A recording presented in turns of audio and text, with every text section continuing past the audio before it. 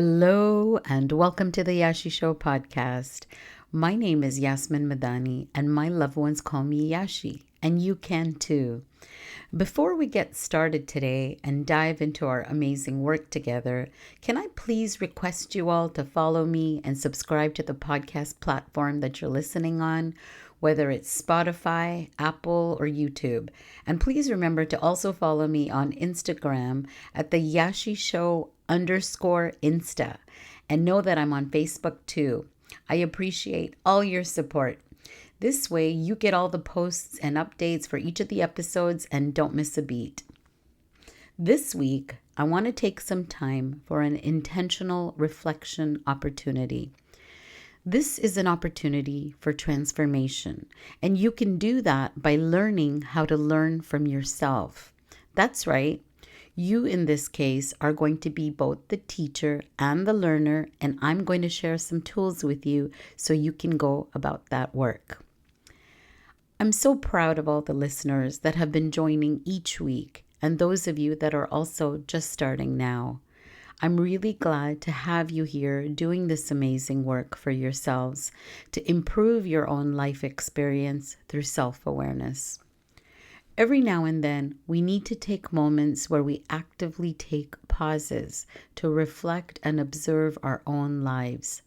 Sometimes there is built up emotions or anxieties that are running beneath the surface, and we're not aware what's causing that in ourselves. There could be moments of anger and discomfort because of challenging situations happening in your life, and even just the day-to-day grind of being the caretaker for your family or having a very stressful and demanding career. It's really important and part of self-care to be able to take time out for reflection, because true transformation in one's life requires this process. This is a week where I applaud you for having the courage to keep doing this work. When I started this podcast, I told you that the purpose and design of this podcast is such that it allows you to have meaningful focus in different areas of your life so that you can learn about yourself and work on your growth and mindset. The more reflection that you're able to do and the more self-aware that you're able to become in real time as things are happening, this will surely then impact you to make healthy decisions for yourself. It also helps you to recognize which healthy boundaries you need to have in place to support your best interests and your needs. So today we are focusing on learning about some skills that will help you to self-reflect and build self-awareness. You know, this episode couldn't have come at a better time for me, I think, because I've had such a rough week. My internal voice hasn't been talking to me very lovingly or compassionately at all this past week. In fact, I've been hard on myself, and there's been overwhelming feelings of self-doubt and hurt that I've been experiencing. And I'm sure you can relate to a time when you felt like this as well. I found this past week especially challenging because I discovered that I still have some unresolved and unhealed feelings deep down that I thought I had processed before already. But interestingly enough, they came up again, and I just couldn't understand why, after so many years, that these feelings would still come up. These feelings made me feel fragile and insecure in myself. And a lot of this had to do with my childhood when I was bullied one year in grade school by another student whom I thought was actually a good friend at the time. And so it was really a difficult experience for me. It was extra hard because there was a point in time when I trusted this childhood friend as we were growing up. But deep down, I think I always knew I couldn't fully trust either, because there was always some hesitation to trust the individual that I couldn't really describe in words at my age at the time, but I could feel it. I remember that year, this so-called friend who was the bully during grade school tried to convince some of our fellow classmates not to be my friend. And all because I refused to cave in to peer pressure to be rude to other mutual friends, which is what the bully wanted. And although this is unfortunately common in schools, and at the time it was so challenging for me because the disapproval felt so intense and debilitating. I had a difficult time going to school during those months and wanted to stay home. I felt alone and isolated in those moments. I was so scared to tell my teacher because I thought it would upset the bully and she would make my life more miserable. But thankfully, there were many other really good friends who could see clearly what was going on, and they tried to reassure me that I was doing the right thing. And somehow, I listened to that voice inside of me because I knew the difference between what was right and wrong for me, and I trusted it would work itself out. But it sure was difficult to go through that at the time. Looking back at it now as an adult, it is clear to me that the bully was coming from a place of insecurity, which is usually the case. When we're being targeted, it's easy to feel like something is wrong with us. But if we pull back, we can usually see that the bullying isn't about the person who's being targeted, it's about the bully's own internal situation. Most bullies are just desperate to feel powerful or climb the social ladder. It's never an excuse for the pain they cause, but their behavior is usually a loud signal of their own hidden struggles. Maybe they're dealing with a tough home life where they have no control, so they take it out on others to feel strong. Or maybe they just never learned the basic emotional skills to handle their own insecurities and treat people with respect. When you realize that their aggression is actually a them problem and not a you problem, it starts to take some of the power out of their hands. They aren't superior, they're just trying to cover up their own shortcomings.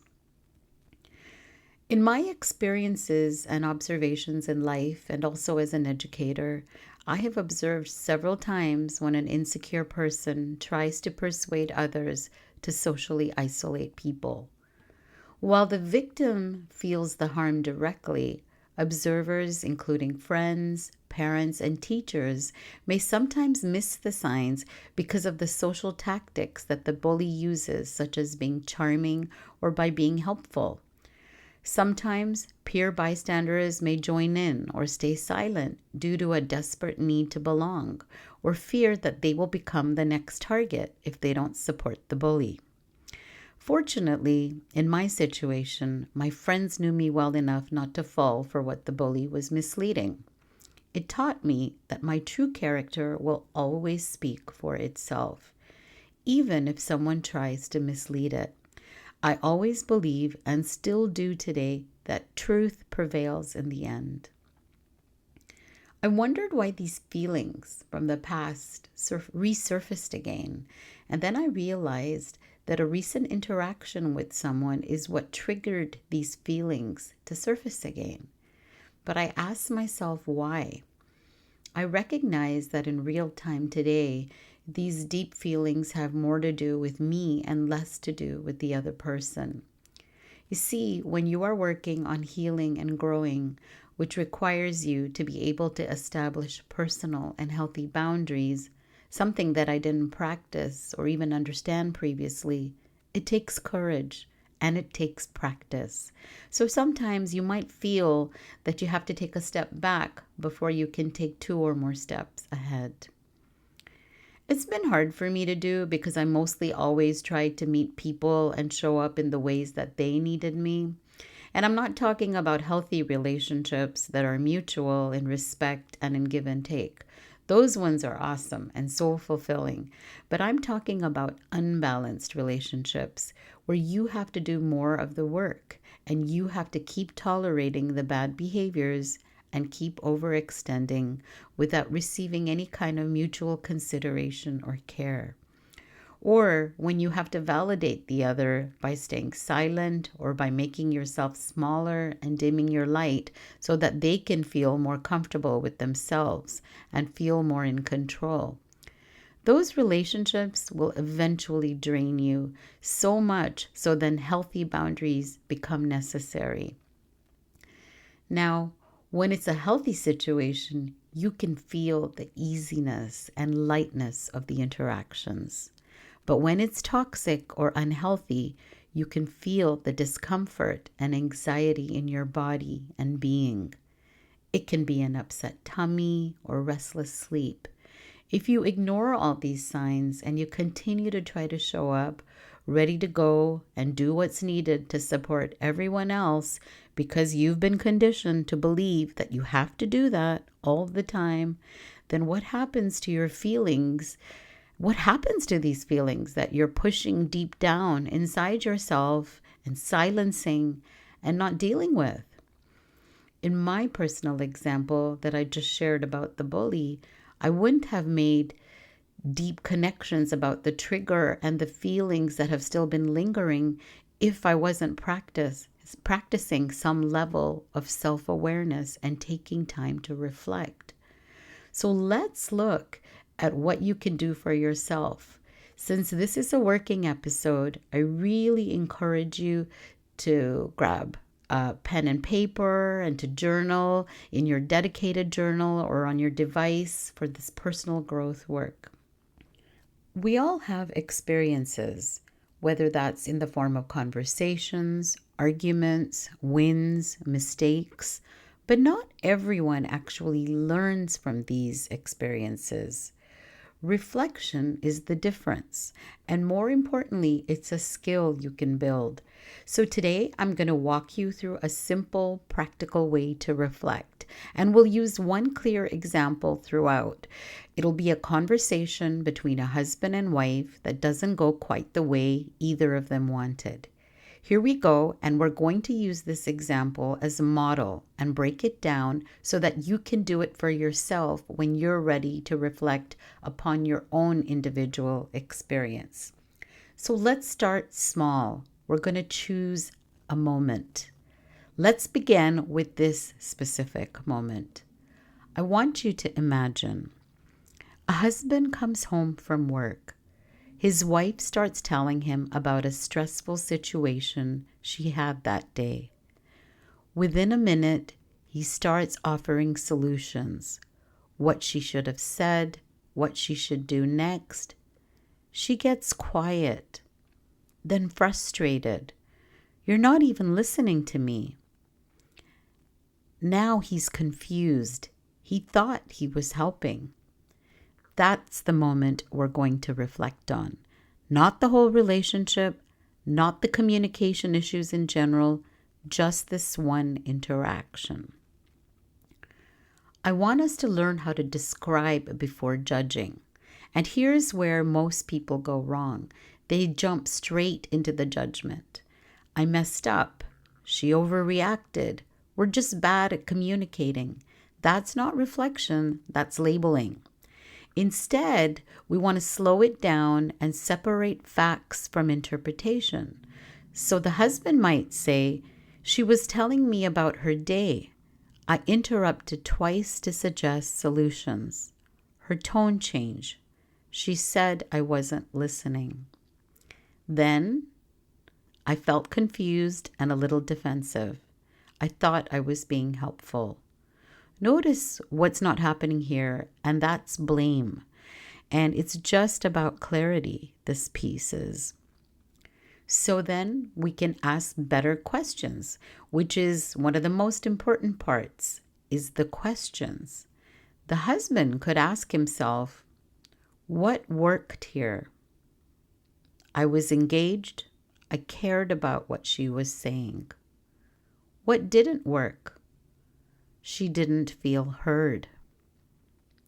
Why did I respond that way? I default to problem solving when I see stress. What was I assuming? That she wanted solutions instead of support. That last one is big because assumptions drive a lot of our behavior, and we rarely notice them unless we reflect. So looking at patterns and looking for patterns is very important. So let's zoom out just a little bit. The husband asks, when else have I done this? And he realizes that this isn't new. He does it when she talks about work. He does it when friends vent to him. He even does it with his kids. This isn't about this conversation. It's a pattern. I fix when I should first listen. That's where the reflection starts to become powerful. You're no longer reacting to one moment. You're understanding how you operate. So you can take this insight and turn it into kind of a small experiment. Because remember, insight alone doesn't change anything. You need to have small adjustments so that you can test out. So instead of saying, I need to be a better listener, which is vague and hard to act on, he chooses something concrete. He says, the next time she shares something stressful, I'll wait before responding and ask, do you want me to just listen or help problem solve? And that's it. It's very simple, specific, and doable. And then you can work this into a rhythm. So that now imagine that the husband does this kind of reflection regularly, and just a few minutes here and there. Could be done after a conversation, at the end of a day, maybe even on a walk. Over time, something starts turning and shifting because the next time his wife starts sharing, he catches himself before jumping in. And that pause, it doesn't happen by accident. It came from reflection. And when he asks, do you want me to listen or help? She says, just listen. And the whole interaction changes. It's the same people, the same relationship, but there's a different outcome. And it's also really important to be honest, but not harsh, because reflection only works if you're honest. But if you turn it into self-criticism, then you'll probably stop doing it. The goal isn't, I'm a bad husband. The goal is, I see what I did and I understand why. And that creates room to adjust without shutting down. So the bigger idea here is, what does it mean to learn how to learn from yourself? It means turning everyday moments, especially the imperfect ones, into feedback for yourself. Not by overthinking everything, not by judging yourself, but by asking, what happened? Why did I respond that way? What can I try next time? Do that consistently and you start changing, not all at once, but in small, meaningful ways. And those small changes is what helps to transform relationships, habits, and ultimately who you become. And for me, if I was to do the same reflection work about the personal experience I shared with you earlier about being bullied as a young kid, it would look something like this. So first, we're going to choose that small moment. And for me, my moment was a recent interaction with someone triggered these feelings to surface again. Even though my story includes childhood experiences, the actual entry point for reflection is present day. And so that's super important to recognize. And so I asked myself, what's happening? And by doing this is really important because this is something people miss. I just didn't stay in the past, that it was something about being bullied during a year of elementary school, but rather I identified a current trigger, something that set it off. And being able to recognize the trigger matters because I know I can't change the past, but I can understand why it's still active now. So the real reflective moment becomes, why did this recent interaction affect me so deeply? And that's the doorway into transformation. Now, it's important to describe before you get into any kind of judgment because that can be so derailing. And so in my description that I mentioned before, I mentioned to you that I felt fragile during that experience and I felt insecure. I couldn't understand why these feelings were still coming up. It was difficult. I felt alone and isolated and scared to speak up. back then. So why is that coming up for me now, these kinds of feelings? And when I take a closer look, what I'm doing as I do this process is I'm taking the emotional experience, which is the feelings of feeling fragile, insecure, confused, and I'm looking at the events, which is the past bullying and the present trigger. And also, what's important here is that I'm not collapsing all of this and putting it into, the title that something is wrong with me. So I'm not doing that. But instead, I'm observing that these feelings are here again. And that's a really subtle and powerful distinction, because what I'm doing is I'm treating my emotions as data and not my identity. So I need to ask better questions. And I wondered, and I also asked myself, well, why after so many years are these feelings still coming up? And why did this interaction trigger me? So I'm trying to find this connection. And what's happening in this process is that I moved from confusion from the feelings that came up and more to curiosity once I could ask these questions. And then that helped me to get to a deeper insight, and that these deep feelings that I'm feeling have more to do with me and less to do with the other person that triggered it for me. And that recognizing that is a really high level reflection skill when we are able to do that. I also uncovered hidden assumptions and patterns, and these include things such as I've been conditioned to show up for others, which I'm aware of, that I didn't understand or practice boundaries before, and that I sometimes overextend in unbalanced relationships. So the real underlying question that I answered was, what internal pattern is this current situation activating? So I start to look for patterns so that I can make past to present connections. And this is where my reflection shows up and becomes really strong for me, because what I connected was my childhood bullying experience to my fear of rejection and isolation, which has showed up in people pleasing tendencies that I've been, able to see over time that I've been doing. And along with the difficulty that I've had in some relationships with establishing healthy boundaries, even in adulthood. And in this process of connection, what I've uncovered is a through line, which is a consistent theme and not just isolated events. So the pattern looks like, if I don't meet other people's expectations, I might be rejected or isolated.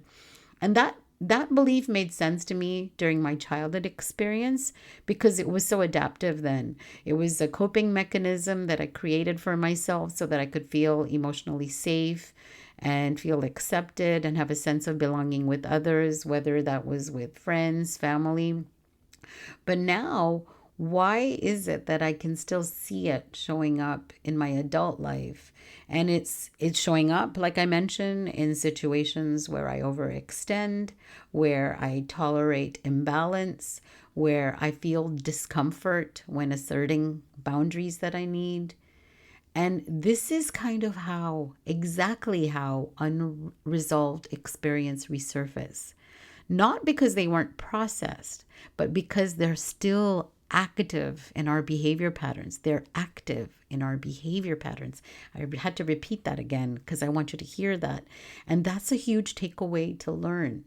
So if we try to reframe the original experience, I'm going to try to reframe it for myself here, is that I did something really important here. And I recognized that the bully was coming from insecurity. It wasn't about me. And that I'm reclaiming my perspective. And in this reframing is that it helps because it reduces misplaced self-blame. If I thought I did something, and it restores a sense of internal stability, because maybe the bully shook something in me and I thought something was wrong with me, but I recognized that there wasn't. Maybe it's more than likely that something is is happening with the bully because of the way they're behaving. And the key nuance here is that even though I understand this logically now, my emotional system still remembers the isolation and the uncertainty and the social risk involved. And that's why the feelings are coming back in my body, because insight doesn't equal full emotional resolution. But what it does do is that insight helps to reduce the power of the old narrative. So now let's turn this insight into present day awareness. I mentioned earlier in the episode that when you're working on healing and establishing boundaries, it takes courage and practice. Sometimes you might feel like you need to take a step back. You might feel like you took a step back before actually making progress moving forward. And when that's happening, what this means, when you can recognize this, is that this is growth in real time. So specifically for me, through my experience, I'm working on no longer unconsciously people pleasing. I'm working on noticing discomfort instead of ignoring it. And I'm working on identifying unhealthy dynamics. And that discomfort that I feel and that trigger that I felt recently, it's not regression. It's actually awareness catching up with behavior change. Because in the past, I would have overridden my feelings. I know that because for a fact, I've done it so many times. But now I'm much better about noticing my feelings and questioning them and learning from them. And that's progress, even though it feels really hard. When I do the work, I can feel the progress of it in how it makes me feel. Because what our body does is it's sending a signal, and that's what we need to listen to, is that the body is where you can feel the discomfort, the anxiety. You might have an upset tummy, maybe restless sleep, the anxiety. And what's happening is that, again, you're recognizing that the reflection is less about thinking and more about feeling and internal processing. It's about examining your emotional inner landscape and not just replaying your thoughts over and over again. Your body is signaling that this situation feels unsafe or familiar in a negative way. Previously, these signals may have been ignored by you, but now they're a part of your awareness system. Okay, now I want to move on because I know we've covered a lot in this episode, as this is such a big topic. And when we're trying to break it down, use examples, and model how to go about doing this kind of work, it takes time. So I hope you've been able to take away some key steps to help you in your self-awareness journey as you work on transformation for yourself. When thinking about why we avoid looking inward, it's kind of similar to like when we hesitate to open a door to a dark room in our own house. We know what the rest of the house is like, but that one room in our house feels like it holds all the things that we aren't ready to face. It's important to self-reflect and to have introspection because that's the very thing that's supposed to help us to grow. But yet, it can feel so much like a threat. For many of us, looking inside isn't a peaceful retreat because it feels like confrontation. We've spent years building a version of ourselves that feels safe, and then when we self-reflect, this introspection threatens to expose our flaws, our failures, and the old pains that we've had and that we've worked so hard to bury deep inside ourselves. It's also scary because it forces us to look closely, and we might, in fact, hear that inner critical voice of ours that can turn self-reflection into self-blame. Or we might realize that we're responsible for things that we'd rather blame on others and onto the world. Ultimately, people avoid it not because they're lazy, but because they are protecting themselves. They avoid this process because it threatens their ego, triggers fears of pain, and forces them to face uncomfortable truths about their flaws, failures, or past trauma. It is scary because it can destroy a carefully built self image, thereby triggering intense shame and critical self blame. We fear that if we see who we really are, we may not like what we find.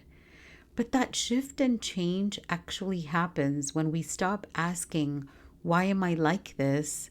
but rather when we ask, "What can I do now?" It's about moving from a place of judgment to curiosity. I want you to know that I believe in you, and that if you really want to do this work deeply, you will discover and find self love in your personal journey. I believe it is one of the greatest joys and experiences of our lives when we can see and appreciate the true inner beauty that lies within each one of us, and have gratitude for the challenges, mistakes, learnings, and so called failures in our lives. It's never too late to learn and grow, and it serves to recognize our humility, understanding, acceptance, and gratitude for both ourselves and others. I thank you for joining me today, listeners. Remember, my name is Yashi, and I believe in you. Hope you'll join me again next week on The Yashi Show. Until then, be kind to others and also remember to be kind to yourself.